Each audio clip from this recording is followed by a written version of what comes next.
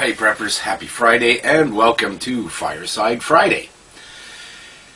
This week I think I'm gonna sit here or stand here and do something that I tell you you probably shouldn't be doing at this point in regards to your garden. I hope you've done some garden planning and you already know what you're gonna plant, where you're gonna plant it, and you've hopefully already started your indoor seeds. However, if you've still got some questions about what you're going to plant, I give a little bit of advice for this year because of the importance of growing your own food while all this global goofiness is going on, is to stick with things you know and maybe not try new things like I normally recommend every year. And that's because you don't need to be wasting space and time this year trying new things, not knowing how they're going to work out. In the meantime, while I'm telling you not to do this, I'm here planting some, what do they call these? Eggplant. Sorry, it was a late night last night. Eggplant seeds. We're going to try eggplant this year. Why? Because we enjoy eggplant. Is it easy to store? Not really. I don't know why. Well, I do know why, because my daughter likes eggplant, and the wife likes eggplant, and they kind of asked if we could try some eggplant this year, so I'm going to dedicate a little bit of space to it. But at the same time, I'm also growing a lot of what I already know about. Potatoes, carrots, green beans, yellow beans, squash, lots of tomatoes.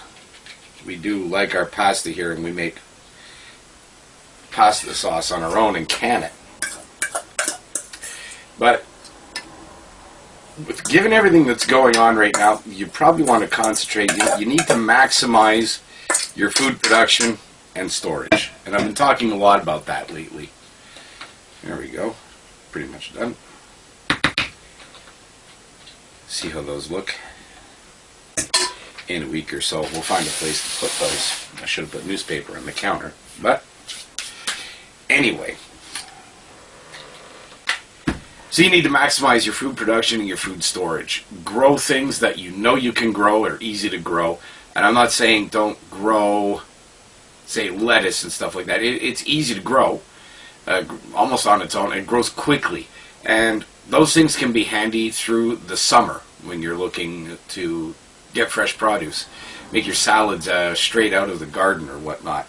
It's a great idea, but you want to really maximize the amount of space and time that you're spending growing things that you know you can grow and are easy to store. Potatoes is a great idea. They're not that difficult to do. If you've done them before, you'll know that. But they can be stored by root cellaring them, dehydrating them, canning them, freezing them, okay, but that's not really food storage in my view. Or like this jar of carrots that I'm going to be serving with supper tonight. I know how to do these things already. I have the notes on it. I have the times all set up. I know how to grow them in the garden. I know where I'm going to put them in the garden already. Carrots, definitely going to be on the list. Potatoes on the list. Green and yellow beans on the list. Tomatoes on the list. Growing that stuff.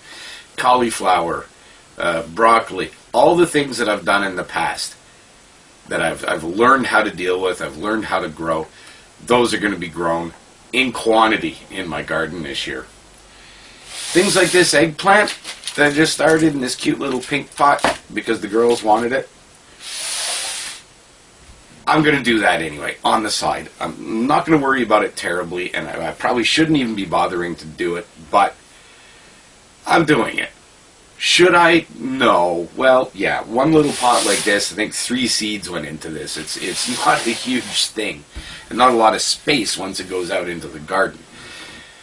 My garden space is going to be reserved for maximum production this year, and I'm growing things that I know can easily be stored either through dehydrating or home canning. Those are my 2 preferred methods. I would love to get one of those dehydrators. I'm saving up for it. It hasn't come in. Hasn't come time to buy it yet. Hopefully for next year I will have one. We'll see how that goes.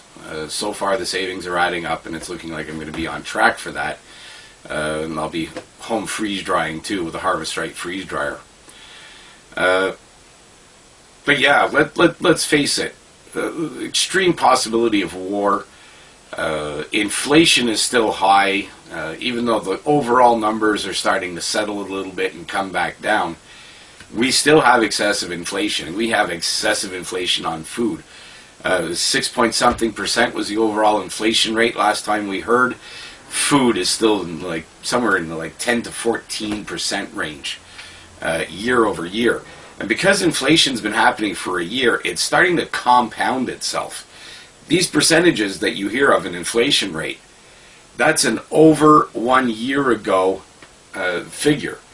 So if a year ago it was already up 10% from the previous year, say $100, and food inflation was at 10% a year later, that means that it's $110 that year.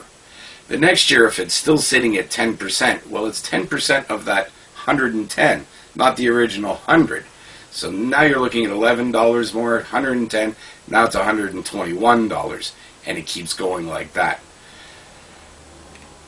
Just because inflation's going to flatten back down to maybe somewhere around the 2% mark doesn't mean those prices are going to come down. We need deflation for that to happen.